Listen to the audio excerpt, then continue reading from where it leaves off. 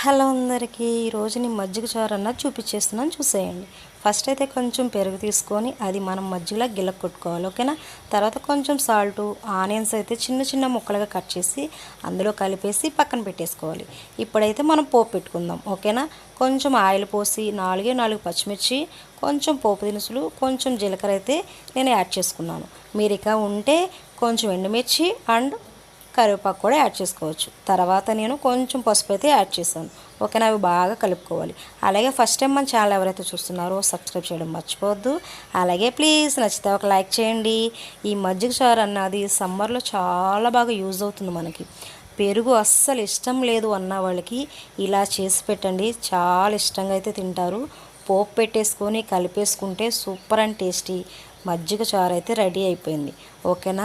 ఎలా ఉందో కామెంట్ చేయండి, నచ్చితే ఒక లైక్ చేయండి. అలాగే బాయ్ ఫ్రెండ్స్.